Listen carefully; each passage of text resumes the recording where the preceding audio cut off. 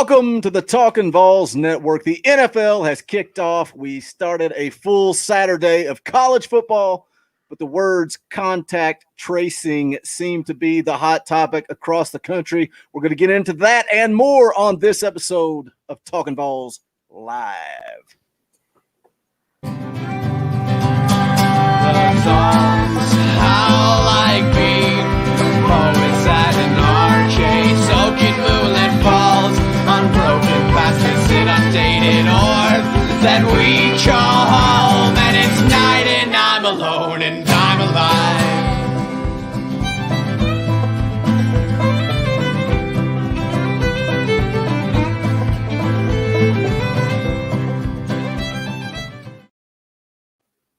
Welcome to Talkin VAWLS, episode number 94. My name is Boogie Bentley.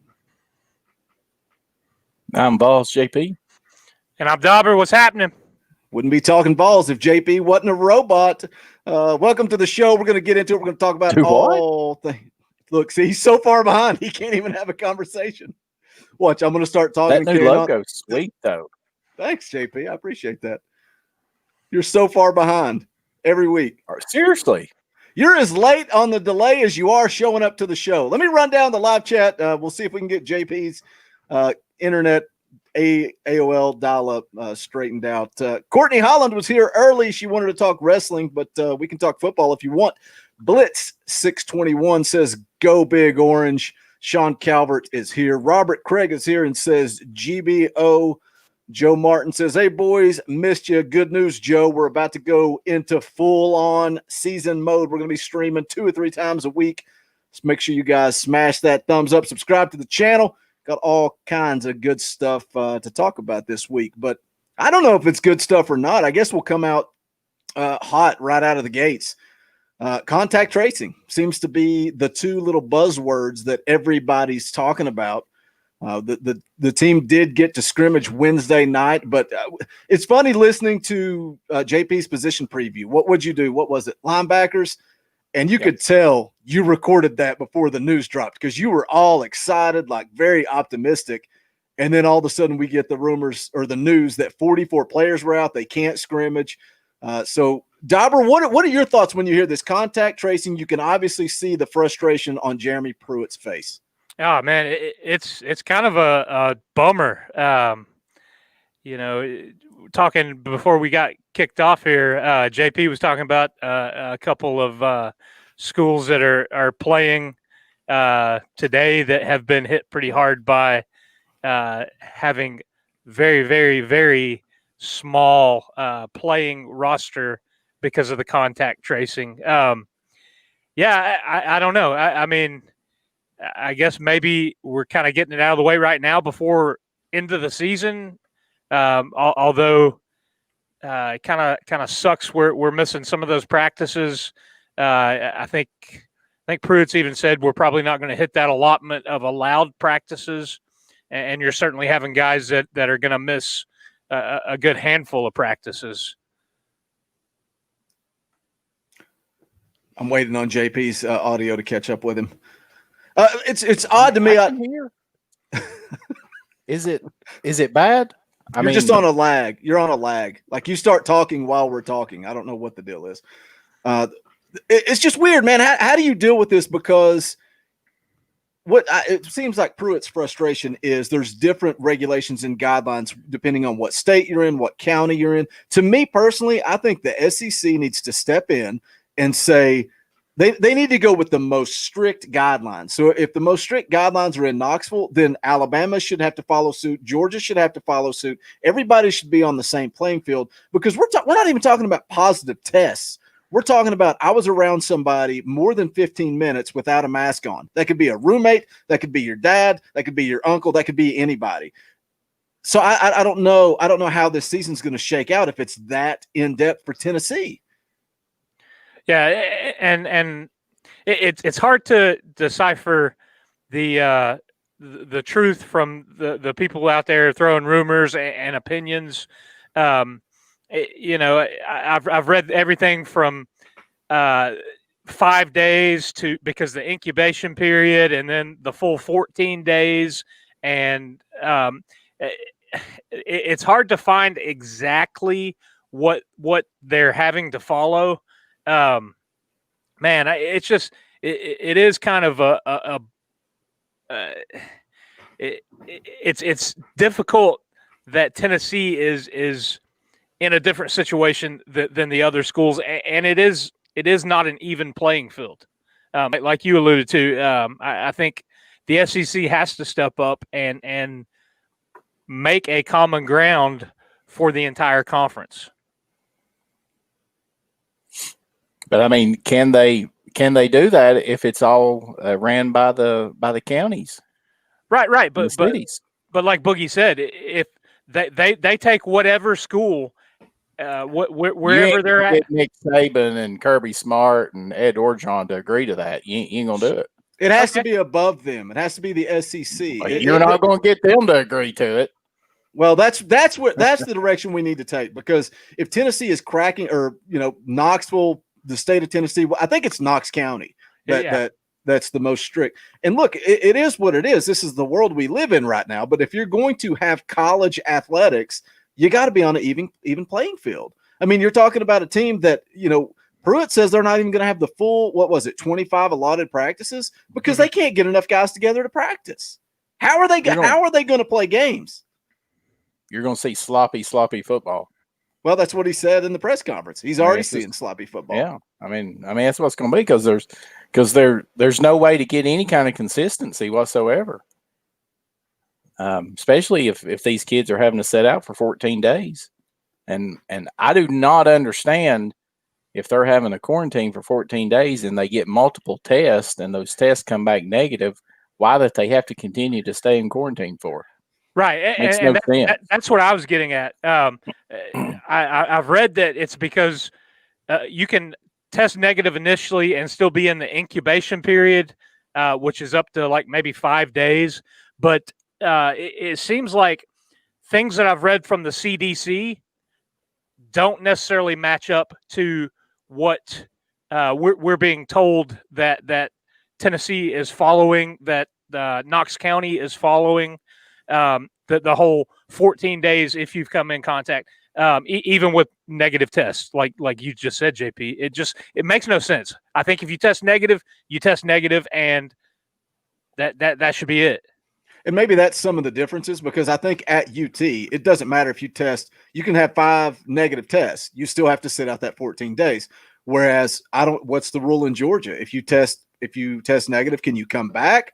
Or are the guidelines, less strict? Meaning, if my roommate tests positive for COVID, is that what the deal is? Is it, because I keep hearing the 15-minute time frame. If you're around somebody for 15 minutes or more without a mask on, then you have to quarantine for 14 days.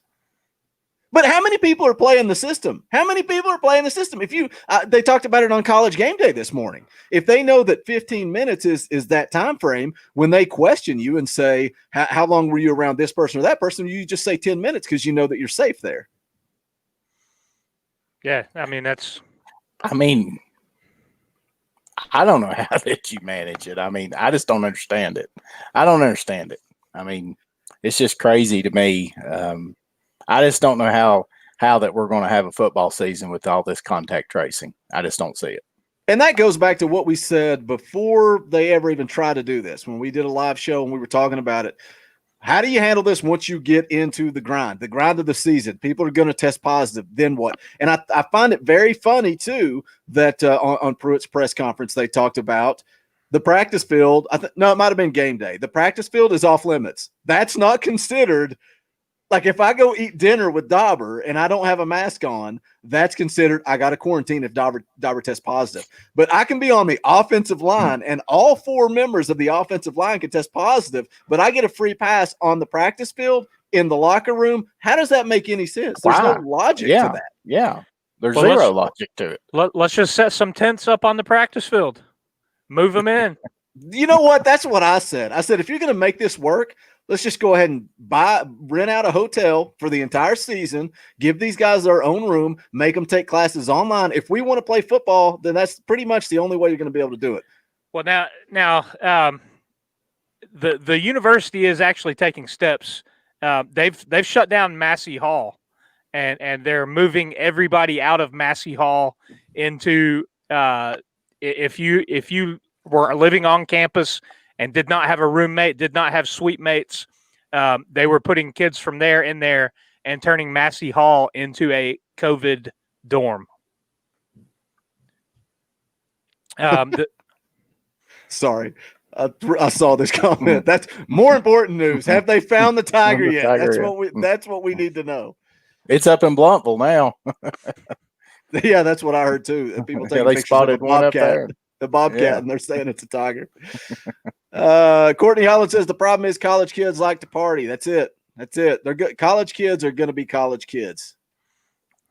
Yeah, that I saw a statement from a coach. It wasn't a head coach; it was a position coach for somebody. It wasn't even at Tennessee, but basically, it said it boiled down to whether or not that these players wanted, cared enough about their football teammates and the football season to do what it takes to make sure that they're not out here, partying it up and hanging out and socializing and all that stuff. But I mean, it's so hard to ask. I mean, you've got 18 to 22-year-olds. I mean, it's just going to be difficult. And that's what we talked about even this summer, the difference between college and these professional sports is the fact that you've got college campuses, and these are students first, and they are young, and they're just going to really do what they want to do. So with that, but I don't know. It'll be interesting to see. I know that they've, some of the games that's been played over the last couple of weeks. I know that first game, I think that Central Arkansas, they tested all of those players, and afterwards, and none of them tested positive. So I do certainly believe that they are much safer from this virus being in the football complex on the football field. And like Pruitt said in his press conference the other day, I mean, where all this is coming from is roommates and all that stuff outside of football. The time that they are away from football, that's when that they're either contracting it or they're having to quarantine due to the contact tracing. So how do we handle this once you get into the season? If Tennessee couldn't scrimmage because they had 44 kids out, and you're already seeing it in the Big 12. You had three games postponed: TCU, Oklahoma, Baylor. Memphis stopped practice across the board because of an outbreak. Virginia Tech has been postponed. How does that work? Because now it's easy, right? It's the beginning of the season. So, okay, let's say South Carolina game, Tennessee has 44 players out. They decide they're going to postpone that game. Cool. They pick a date and they move forward. And then let's say the same thing happens 2 weeks from now. We lost JP. Let's say the same thing happens 2 weeks from now, and you have to cancel or forfeit another game. What's the answer moving forward there, Dauber?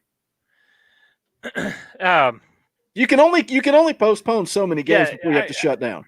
I mean, it's one of those things. I think the SEC has since March, since the NCAA tournament was shut down, the SEC tournament was shut down. I think that they've been planning and making contingency plans and trying to plan for a season to where they ultimately got to conference only. But I mean, it's the time that we live in right now. It's the ever changing everything. From wear a mask, don't wear a mask, to you got to do this, you got to do that. It's a fluid situation, and I think I was telling you guys a couple weeks ago. One day I kind of feel, oh man, we're gonna play, everything's good, and then you get something that pops up, and you miss 40 some kids at a scrimmage, and you're kind of back down on this. Oh man, is this going to happen? You turn on the TV, you see Miami playing, you see all these other schools playing. The NFL is getting ready to kick off. man, I don't know. I don't know how they're going to handle it. But there's got to be from the top, from the SEC office, they have to institute policies that are going to make it fair for every university participating. I just wonder if we're going to get that. Let me hit this comment real quick, and then we'll get right back into this conversation. William Bull says, is the show going in and out for anybody else? For some reason, YouTube has been doing this. They did it the other night while we were doing the wrestling show that we do here. It just goes black screen and comes back, black screen and comes back. If you're on a laptop or some type of computer, it's going to work fine. But it seems to be if you're on an app, it is flickering in and out. You can close it out, bring it back up. That may or may not fix it. The bottom line is once we go off air, it will recycle and populate the show, and you can come in and watch it, and there will be no issues. It's something to do with YouTube Live. I'm sorry, there's nothing we can do on our end to fix it. Like I said, if you can get on a laptop or some type of other device, hopefully it will work for you. If not, make sure you come back, catch the replay. Right now, we got 26 watching live. Guys, do us a favor, hit that thumbs up, share out the link, tell somebody that we are live. Let's grow this live chat. I want to build this show, get some more people in here. Alan V says, yes, it is choppy. What is going on? I know JP thinks it's his fault, but it's not. It's not JP. It's something going on with YouTube. So stick around. Wayne Shelton says, hey, are the new shirts the same as the old ones? No, they're not. And I'll go ahead and plug them here since Wayne brought it up. Why not? Let's go ahead and share. I think Wayne was asking if they're going to be the same make and material. Yes. That they are. They're made. Yeah. They're made by the same company. The link is in the description at the very top. Sweet. But when you go to the website, look, you can pick the style here. So you got the 3/4 sleeve baseball tee, you got the premium tee, and then you've got a pullover hoodie. It'll change the price, give you some different color options here. But it is the new Talkin VAWLS State Pride logo shirt, which are available. You've got 2 days left to order, guys. 2 days, they go to print. After that, if you sleep on it, you're going to have to wait another 2 weeks. But check those out. I love the logo. Shout out to my stepbrother, Kevin Eldridge, for that sweet design of the State Pride logo. So, yeah, check those out. Link is in the description. You got 2 days left to order. Let's get back into it. Like we were talking about, COVID. We were talking about the contact tracing. The bottom line is what Dauber said. You have to be even and fair across the board. I don't care what the law says in Alabama or what it says in Georgia. You go with the most strict rules and move forward from there. Sorry, go ahead, JP. I mean, I was just going to say, was the SEC fair in making out this schedule? Is the AC or the SEC ever fair in anything? That's what I'm saying. I mean, so I'm not expecting them to come up with some kind of blanket type of thing stating that this is how it's going to be as far as the contact tracing goes. I mean, I fully expect it to be that they have to follow their local guidelines. I mean, maybe I'm wrong. Hit this $2 super chat from James Gentry. Thank you so much for the support. If you want to guarantee your comment gets read on air, just drop a super chat. We will definitely read it and discuss it. Hopefully we don't look like Navy against BYU, and that's something of concern. Again, you test so many kids positive. They were not even hitting. It sounded like Butch Jones, didn't it? Not even hitting in practice going in to the first week. That's rough stuff. I didn't watch any of that game, but I heard that it was pretty brutal as far as. Well, that's what happens when you don't hit in practice. But they interviewed the coach and he said, "Hey, I'm just trying to protect my kids," and that's another thing of concern is when you have these kids that are sitting out for 14 days. Do you bring them right into the grind of just full on contact practice? Exactly. I mean, you're going to end up with kids hurt with injuries and stuff like that from all this. I'm really surprised that we haven't had more opt out. Really am, especially knowing that they can, that this season basically doesn't do anything with their eligibility. Now that's a thing, and I know the answer, but I'm going to play devil's advocate here. If this year doesn't count towards eligibility, if it's basically a free year, then what's the deal with Cade Mays? And I know the answer is he's not fulfilled his.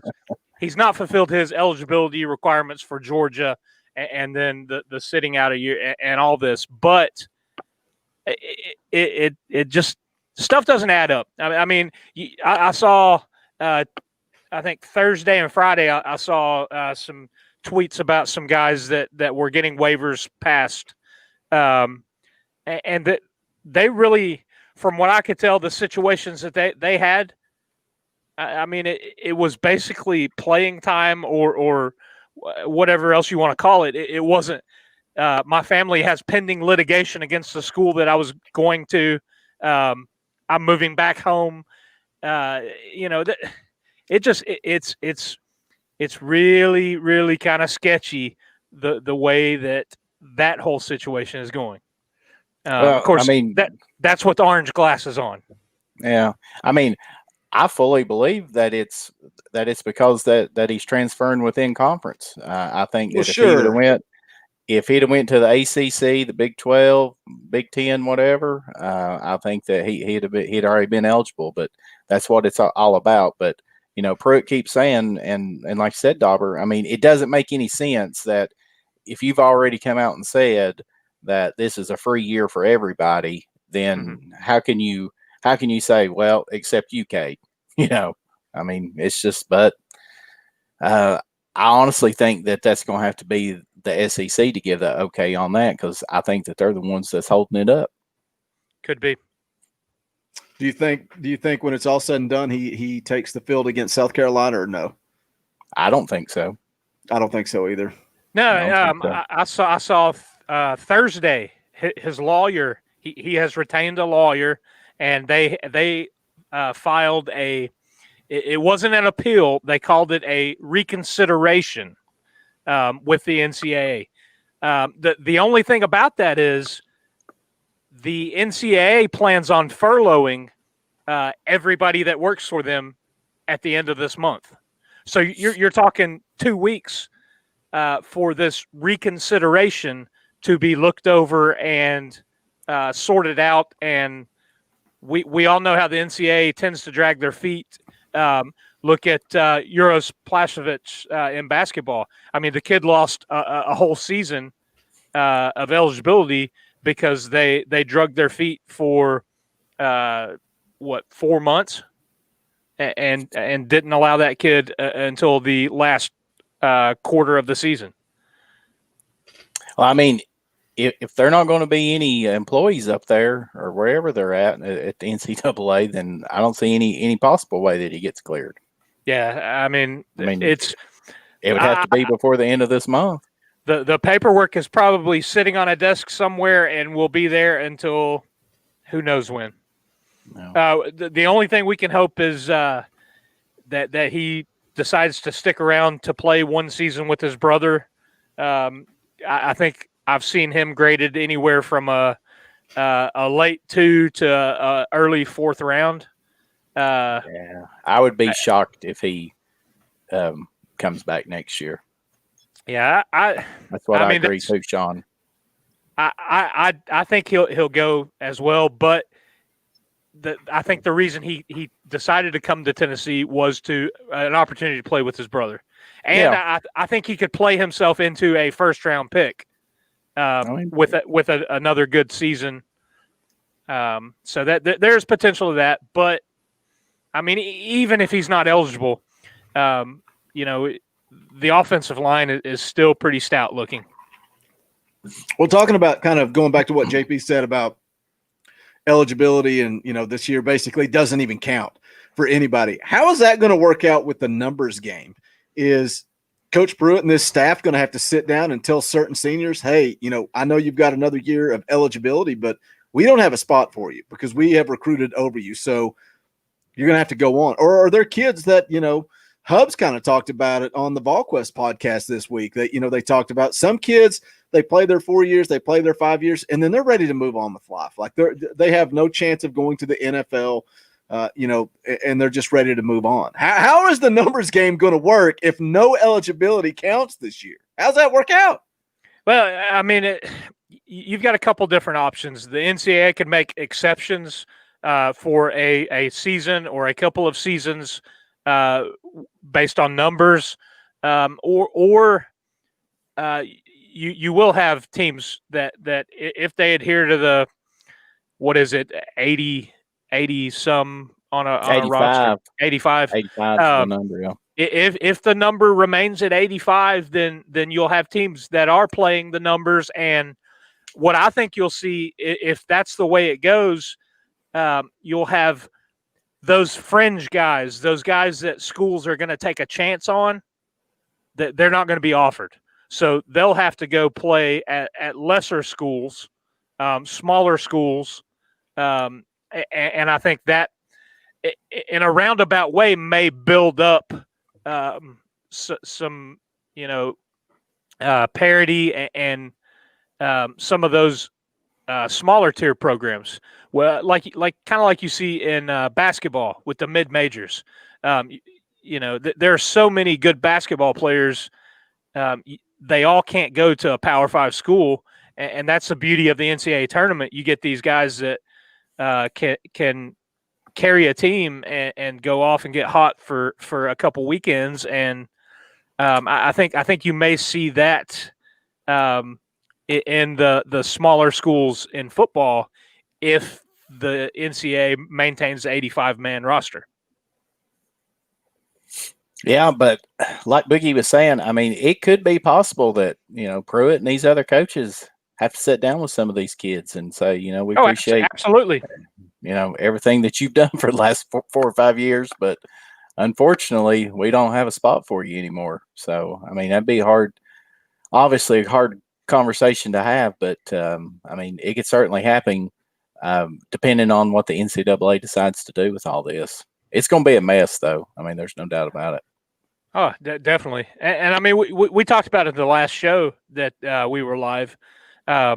It goes back to the spring sports, same thing, where they're allowing an extra year of eligibility for baseball and softball and all of that. I mean, it's crazy. Yeah. Tennessee Tomcat with a comment there. Brandon Kennedy could come back for his 6th year. I saw a tweet that I really, really laughed at, was saying Brandon Kennedy is going to be the first person to play with their son as they come through. Wow. JB, did you hear what Hub said on their podcast? He said that Kennedy wasn't going to come back for another year because he's going to qualify for Social Security. Social Security, yeah.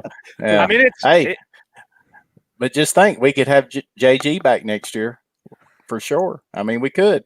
We laugh about that, but look, I am hoping that kid comes out this year and balls out. I know it's the same old song and dance. You hear everybody say that, oh, it's another year under the same coordinator, and that's what I'm saying now. But it matters. That makes a big difference. So you give him an extra year, and now you're talking, hey, he could, because I made a video last year about Jarrett Garantano entering the NFL draft, that article, which was an absolute joke, and a lot of people got mad about it, but it was stupid. There's no way. I mean, sure, he could come out and he could ball out this year and maybe enter the NFL draft. But if you had to bet your life savings on it right now, Jarrett Garantano going to the NFL after this season, yes or no? No. Exactly. So you give him an extra year? Hey, I don't know, man. I don't know. I mean, I hope for Tennessee's sake and for his sake, I mean, I hope he has a outstanding year, because we're definitely going to need him to elevate his quarterback play for Tennessee to have a successful season. All things considering, considering not taking into account if we're just decimated several games because of COVID. I mean, there's no way that I would be betting on sports this year. I mean, there's no way. I mean, it's just crazy. That's a good point, innocent culprit. I don't know what I meant by balls out. I guess we'll have to wait and see. Blitz 621 said, do you think all 10 games will be played? Again, you got to bet your life savings on it. There's no – you got to be confident. I don't think so. I don't think there's any way possible. I mean, the only way that I see all 10 games getting played is if they extend the season on into January and stuff. I mean, that's the only way. And I mean, what to say, that they can't do that, obviously. I mean, I saw before we came up here to start recording that Baylor, or no, excuse me, Houston was supposed to play Memphis next week. Well, Memphis, has had a COVID outbreak, so they've basically suspended their football operations and not doing anything right now. So they were supposed to play Houston next week. Well, Baylor is trying to get a game together to play Houston next week. So, wow. I mean, just imagine, obviously all the logistics involved in all this, but I mean, literally they are putting games together 7 days out, basically. It's like backyard football. It's like you call your regular backyard football crew and 6 people can't make it. So you call the guys across town, just try. It's insanity. And I was talking to Dauber about it when your internet dropped. What happens because they're saying postpone, but what happens when you postpone 1 game, then 2 games, then 3 games? At what point is it, well, there is no way we can reschedule these games?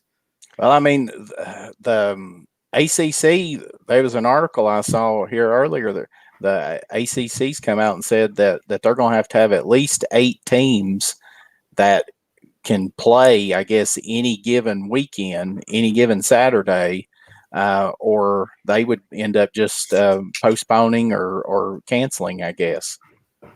So, I mean, I just don't know what's going to happen with it, but with this contact tracing, I mean, if it continues as it is, I mean, I just don't have a whole lot of hope for them being able to get 10 football games in. I just don't see how it's going to happen. I mean, we might end up having people come off the couch like that kicker did, there one of them years that Dooley was coach, but instead of the kicker, he might be the quarterback. I mean, who knows? Well, and that's something you got to look at. We got 33 people watching on YouTube. We got a few more across Facebook, Twitter, Twitch, all that good stuff. Guys, do us a favor. Make sure you do smash that thumbs up and subscribe to the channel. We've been breaking down positions week by week. Go check those out. I know I cover a lot of stuff on this channel. There's wrestling and all kinds of different stuff. I've hidden all of that stuff on YouTube. So the only thing showing at the top is Talkin VAWLS material. So you guys can go back. If you've not seen those videos yet, scroll down, check those out. Dauber's doing them. JP's doing them. I'm doing them. We're rotating. Coming up this Monday. Dauber, what do you got? Running backs. Running backs will drop on Monday. So make sure you guys check it out.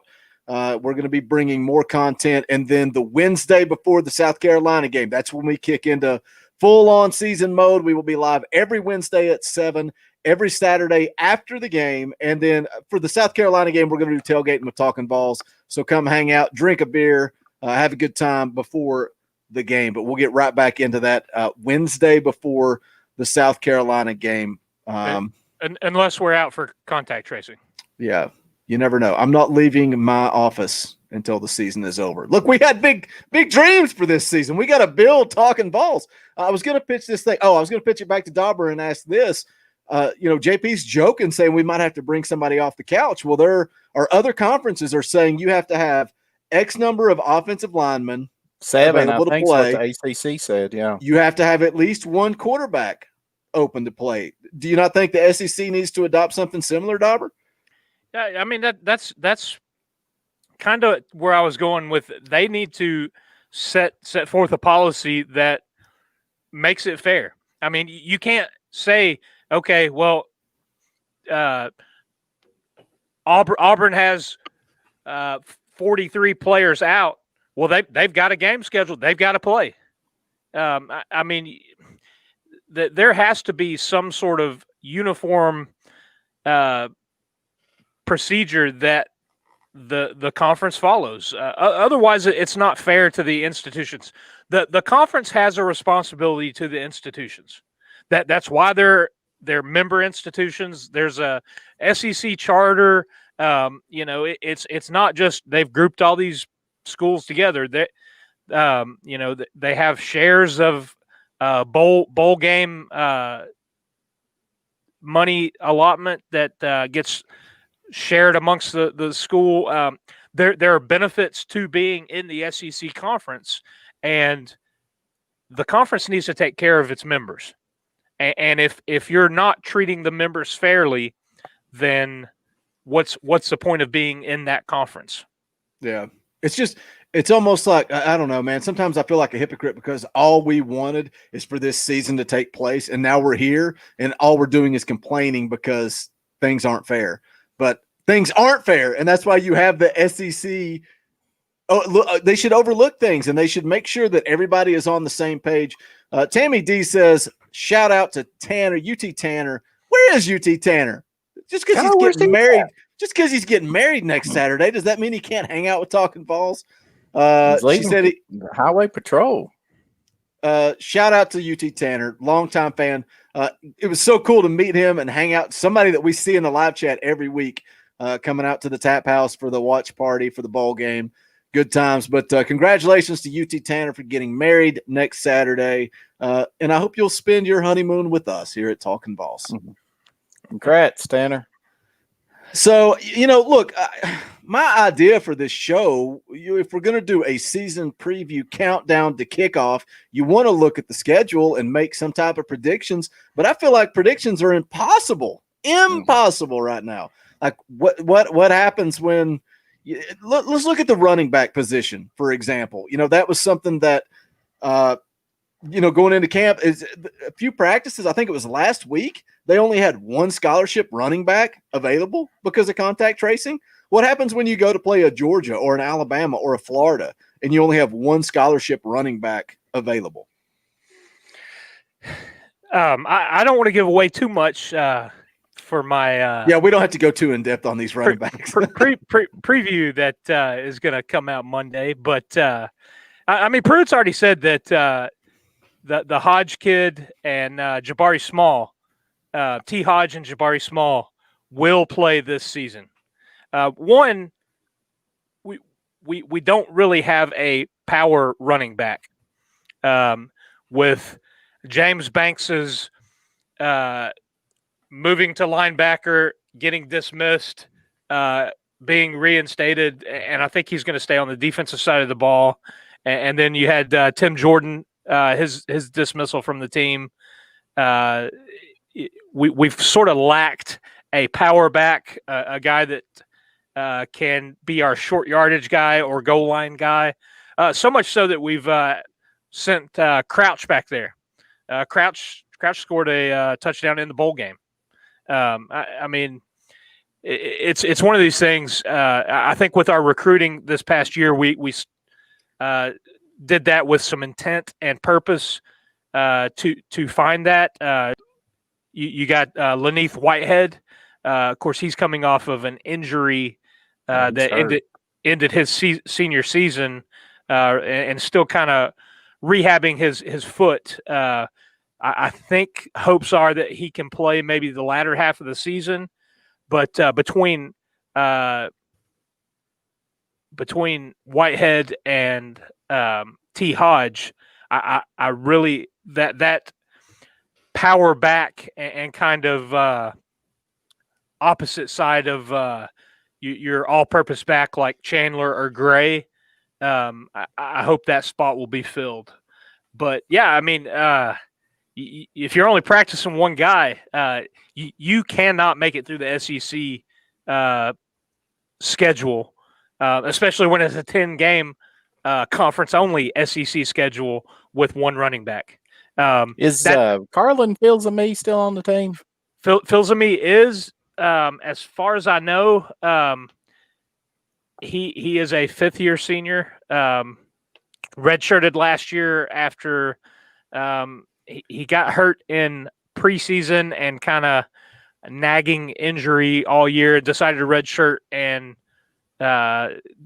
focus on developing. And hey, it looks like it could be a really good decision for him because I look for him to kind of fill in the role that Tim Jordan played last year. Kind of the spell running back. Gives a little different look than Chandler or Gray. But, man, there's a lot of competition at running back. And that's all I'm going to say about that. If you want any more, you'll have to catch the preview video that's going to drop Monday. Tune in Monday. Look at that plug. I like it. Tune in Monday. Beautiful plug. Man, just beautiful. Beautiful, beautiful stuff. Way to go, Dauber. What else do we want to talk about? I guess we can continue to look at the roster. Talking about the offensive line has surprised me, because we thought Wright and Morris coming in as 2 5-star offensive tackles. Like, you expect those guys to be studs, and here they are in their sophomore seasons, and maybe both of those guys don't even start. Which, of course, they said Morris hadn't even hardly been practicing because of COVID quarantine issues. been in quarantine. Yeah, so of course that throws him out.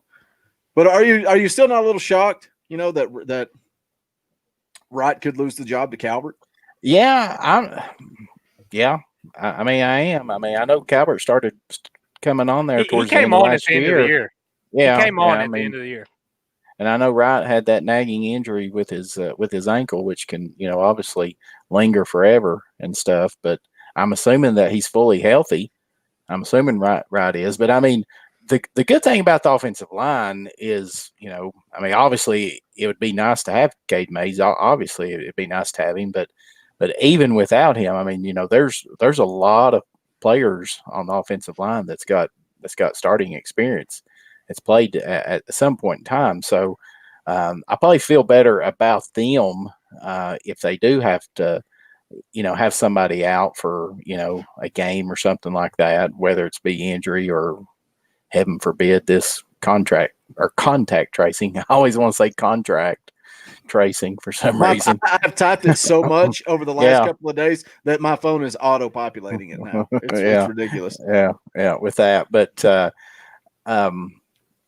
I think an area that could be concerning with the contact tracing potential issues would be at wide receiver. I mean, I know that everybody's excited about those freshmen and stuff, but if you have, Palmer out and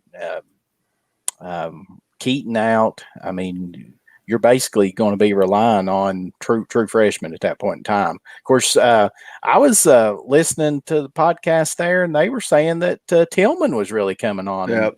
And I think Austin Price was saying that he wouldn't be surprised if he doesn't start for the first game. So, yeah, I mean, that's I guess that's encouraging to see. I mean, I don't know if it's because maybe the freshmen have hit a wall or whatever there, but that was really surprising. I wasn't expecting him to possibly be in contention to start, but maybe it is just because that he's more of a, this is his second year in the program, I guess. So just have a comfort level with it, and maybe that there's been some of those kids miss a wide receiver because of this COVID stuff too. So maybe they just haven't got the reps in. But I mean, I think as we probably watch games this year, that we'll probably have to have our phones or something up to look at the official roster. Oh, it's going to be nuts. I mean, see who's playing. Yeah, I mean, we'll probably at one time look up and there'll be, somebody playing wide receiver that's like number, 91 or something like that. It's like trying to watch a NASCAR race now. You don't know who's driving the car. Yeah. You don't have a clue who it is. But it's going to be interesting for sure. What do you guys think about? I know we talked about QB play a little bit ago. What do you think about the news about Shrout? Seems he's coming on and really progressing and potentially taking over that second spot from Maurer.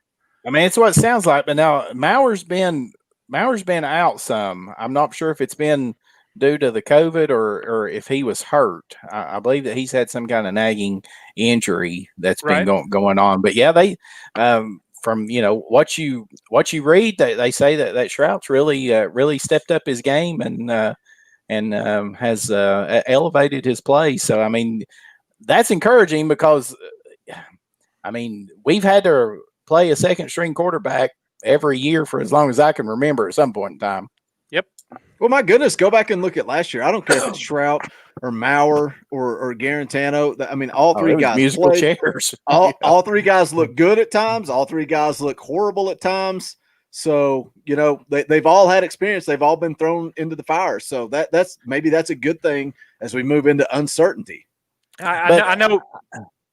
I know one of the things that was kind of a knock on Shrout was he was such a raw talent last year. We saw the big live arm. I can't remember if it was Callaway or Jennings or maybe Palmer, but there's one play that sticks out in my mind. It was like a 60-yard bomb that he hit the wide receiver in stride. It was Callaway. I know exactly the play you're talking about. Yeah. I mean, how long has it been since we've had a quarterback that can lay the long ball out like that in stride? And you know, it's something that it kind of gets you excited talking about these young wide receivers, and a lot of the guys that they're bringing in are, you know, those kind of tall and fast guys. So, man, if we get somebody back there that can consistently throw that deep ball. And we're not even talking about Harrison Bailey, not even said his name. Of course, COVID and everything that happened, that destroyed, you know, his any opportunity he had. Absolutely destroyed it. You can't come in as a true freshman and not have spring practice or a full fall camp. I mean, they're talking about, I can't remember if we've already mentioned it on the show or not. I think we did. Carrying on fall camp into week 2 or 3 of the regular season. That's insane. But it's just the reality that we live in again, where everything's uncertain, and guys, it's just is what it is. That's what they're going to do. Yeah. That's what Pruitt was saying with the inability to practice the way that they have, and just moving guys in and out, not having any consistency. You know, by the first game of the season, you'd like to scale back on the contact during the week and keep you guys as fresh as you possibly can, but that doesn't appear to be. But you know what I am encouraged about what Pruitt's saying is he's saying that they are trying to make it as simple as possible, and I really think that is going to be key this year, because you're going to have so many guys. It sounds like if this continues the way that it appears that it is with this contact tracing and everything, you're going to have so many guys playing from one week to the next and different combinations, whether it's offensive linemen or wide receivers or linebackers, defense. I mean, every position on the team, I mean, you could have a different combination out there week to week. So it's really going to come down, in my opinion, you know, can you make it as simple as you possibly can so that these kids can play fast? But there's going to be mistakes. But did they not come out and say that last year after Georgia State, after BYU? Well, we're trying to make this as simple as we can on them. We're trying to eliminate some of this stuff in the defense. And I know we were missing some key guys, missing Batuli. You had Aubrey Solomon only getting eligible the week of the Georgia State game. You had Emmett Gooden going out early on. The defensive line was makeshift and shifting around, but I don't buy that. I mean, they're football players. They need to. They know the system. They've had the playbooks. Just because they weren't on campus doesn't mean they didn't have the playbooks. They should know it. I know not getting practice reps and games are different than practice, but you know, you've also got to look at these are Power 5 scholarship athletes. I mean, if they can't grasp it, why are they there?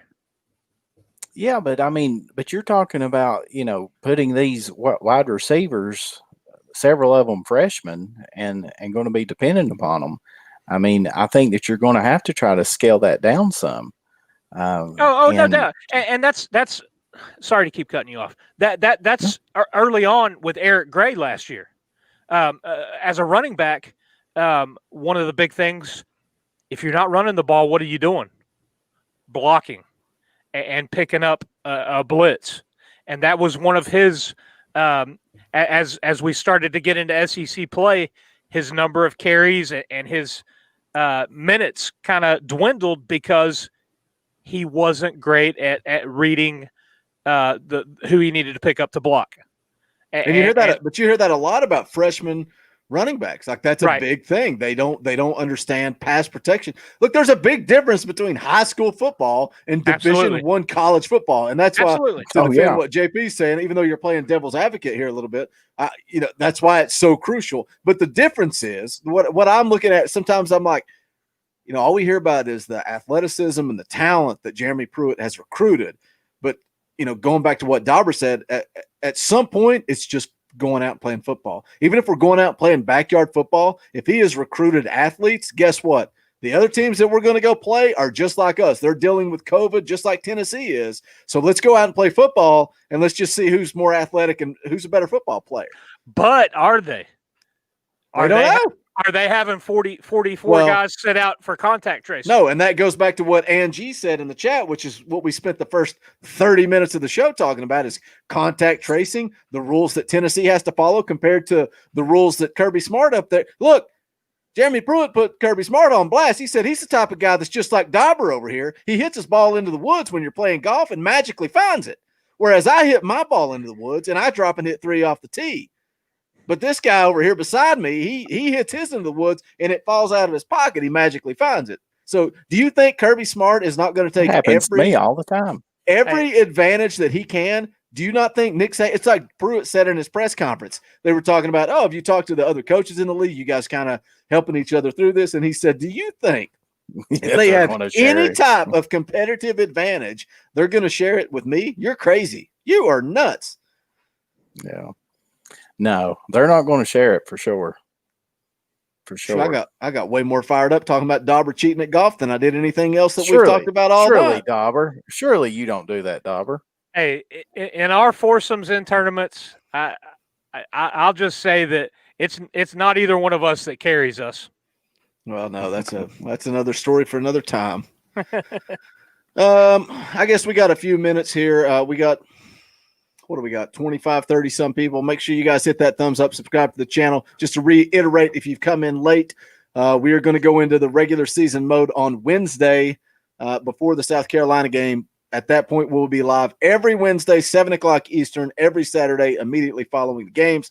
We're going to do a tailgate show for the South Carolina game, so come hang out. It'll be like 45 minutes laid back. We might even throw the link into the chat and let you guys come on and talk with us. What else you guys? Anything else you guys got before we get out of here? Well, I mean, what's up with the defensive line? I mean, is it Pruitt just trying to light a fire underneath them, obviously, or I mean, is he just not getting the effort out of them? I mean, he keeps on bringing up how disappointed that he is in the defensive line and how they're going to have to step it up. I wonder if it's motivational, honestly, because Dauber, you did the defensive line video, I got a little fired up thinking back to last year, how you don't expect anything from them, but they continued to deliver, and you've got all those guys back, and you're expecting big things, and maybe he is just trying to look. Pruitt doesn't hand out a lot of compliments as it is, so maybe it is motivational, light a fire into those guys, make them think us against the world, and see what happens. Well, and that was the thing. Early on last year, you saw a lot of the struggles. I think, basically boiled down to we weren't stopping the run on defense. We were getting shredded. And then through getting over having to rotate guys in and out, kind of getting some guys that were playing and playing well together, that group came on. And I'll tell you, and like I said in the position preview, I'm pretty excited about Elijah Simmons. I want to see that kid get out there, and we were limited on. I think he played 3 or 4 games last year to keep his eligibility, but when he played, he made an impact, and I think he's just one of those big old dudes that's super athletic, and that's like some of the other guys that we've brought in this last season. They may not even see the field, and there was some really good talent that is now on campus as a true freshman, and that's a good position to be in. because where we were a couple of years ago, having to play guys because of lack of depth or because of injury, that's got us to where we are right now, to where you do have that depth and experience. And because we have that, we have the luxury of letting some of these freshmen kind of get into college and get used to college life, get in the weight room, get in the nutrition system, and learn their position at the college level. And that is where you see the team start to grow and start to progress, when you're not just straight throwing an 18-year-old kid into the gauntlet of an SEC schedule. You let them kind of build and progress at their rate, where their trajectory just keeps going up, and they don't just kind of level off. I guess JP doesn't have anything to add to that. Dauber hit the nail on the head. We're going to wrap this thing up. Again, make sure you are subscribed to the channel. Dauber's going to be dropping that running backs preview on Monday. The Monday following, I'm going to be doing defensive backs. That's game week. So that Friday, the day before the South Carolina game, JP will be dropping a quarterbacks preview. So make sure you're subscribed to the Talkin VAWLS Network. Tons of content coming your way. And like I said, the week of the South Carolina game, we're going to be going live Wednesday night, every Wednesday night during the season, 7 o'clock Eastern, every Saturday, immediately following the game, with the occasional tailgate show. So make sure you are subscribed to the channel to check that out. And then also, you got 2 days left to pick up the Talkin VAWLS State Pride merchandise. The link is in the description. We got several different designs, several different colors. Great quality T-shirts here, but you can go pick them up if you are interested. But if you guys don't have anything else to say, anything else you want to add on the way out the door, JP? No, just be on the lookout Monday for Dauber's running back preview. And 14 days. 14 days. We'll know. 14 long days. Hey, you could be in 14 long days. You could be in contact tracing for 14 days. And you could play tomorrow. Play the first game of the season. So no practice. You'll just be ready to play. Yeah, hopefully that these kids will take it more serious down there and try to do everything that they can to potentially stay out of quarantine, and we can go to Columbia and pick up win number 1 on the season. Hey, hold up here, Wayne. There are T-shirts. Everything's not long sleeve. Yeah, throw that back up. Oh, there. yeah. When you go to the link, it's just bonfire.com/talkinvalls5. I think it's in the description. Look, when you go to that link, see this right here. See where my cursor is? You can pick between, this is the 3/4 sleeve baseball tee, and you've got it available in these sizes and these colors. If you're looking at my little mouse there, or you can go over just to the regular T-shirt. There's the T-shirt. And you've got it available up to, it depends on the color and the shirt as to what sizes are available. But when you click on the T-shirt, you can go through and pick gray, heavy metal. I think I ordered the black T-shirt. I think it looks great. I got a navy blue. Charcoal. The navy blue looks cool too. We never have any navy blue merch, so we threw that in there. Or you can also click the hoodie. This is different. It's not usually the way we do our merch, but I know you guys like different styles, different shirts, and this made it easier to order this new logo. But in the hoodie, it's available in 5 colors also. So, yeah, just click the link, pick the type of shirt, pick the size of shirt. You can pick the color, all that good stuff. But, look, the shirts are going to be available. They're going to be available from now on. But if you want it before the first game, you got 2 days. As you can see, you got 2 days left to order. They will ship right after the order's closed. They ship pretty fast typically. So, get in where you fit in and pick up that Talkin VAWLS State Pride merch. And here's a little spoiler for you. We're going to bring some special edition merchandise. Yeah, I can do that too. And it's only going to be available for a limited time, for a limited few. This is a sweet hat. Mine's black. Dauber's is blue. If you don't like a flat bill hat, there's several different options here. We're going to be dropping this. You guys want hats? Look, full transparency. we're not making any money if you buy this hat, but they're very high quality, and we're giving you that option for the best possible price available. So They're sweet. They're sweet. Going to be some flex fit hats, and I think we got some adjustable Nike hats. So stick around. We're going to drop those, and they're going to be it's not going to be like the bonfire stuff. It's going to be limited edition, maybe 3, maybe 4 weeks. Get in where you fit in. If not, you're going to miss out. But that's it. That's going to wrap it up. You like my catchphrase, JP? Yeah, I like that, Boogie. Yeah, that's Brandy and I ordered $150 worth. So, Boogie, I need a raise.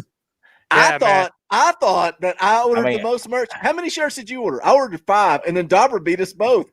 Or maybe I ordered 4 and Dauber ordered 5. No, you won. No, I think it's JP. We ordered got my nephew some. So we got a couple of shirts and a hoodie, and yeah. I wanted to get a hoodie too, but I've got the other hoodie. I may break down and get one. I don't know. The problem is they're good quality. I didn't order a hoodie this time. I was telling my wife, I was like, you cannot get a hoodie of that quality for $35. No, that would be a $50 hoodie. The logo is so sweet, man. I keep getting comments about that. You'll have to tell. Sweet logo. Big props to your stepbrother for that design. I mean, I feel bad for the guy because I come up with an idea and then we just go back and forth. Then I send it to you guys. You critique it. I send it back to him. He fixes it, and it's a process. He killed it with that. It's so simple and clean. It's sweet. Yeah. Maybe eventually we'll update it. Have a special edition and have our cartoon characters. I like what Dauber said about putting the circle with the stars in the back. But oh my gosh, you start adding too much colors, then the price goes up. And it goes up. Yeah, and But those hats are sweet. But that new logo sharp. Tammy D wants to know when the hats are coming. We may drop those maybe the week of the South Carolina game, maybe an opening week, and leave them open for. I'm telling you guys, like, you think we're joking, we're going to leave them open for 3 to 4 weeks, and then they're going to be gone forever. So, but just tune in, follow us on social media, all that good stuff. We'll let you guys know. And like Wayne's saying, I mean those shirts, they do feel great. I mean they are high quality shirts. They certainly kind of feels like this beautiful Froning Farms shirt I'm wearing. What's Froning Farms? Is that wrestling? No, it's Rich Froning. CrossFit, the greatest CrossFit athlete. Because can't you tell I do CrossFit? I mean, come on, JP, look at me. Anyway, that's it. Me too. Yeah, I mean, all 3 of us are clearly athletic specimens. We got to wrap this thing up. But again, thank you guys for being here. If you haven't done so yet, make sure you smash the thumbs up, subscribe, catch all the latest from Talkin VAWLS. All the wrestling stuff is gone at the top. Go back, watch all the position previews, and make sure you tune in Monday for Dauber's running back preview. But for VAWLS JP, for Dauber, I am Boogie Bentley. We will see you guys the Wednesday before the South Carolina game. I just got one thing left to say, and that is go Big Orange. The songs howl like me, poets sat in archade, soaking moonlit falls, unbroken past this inundated orb that we call home, and it's night and I'm alone and I'm alive. The doll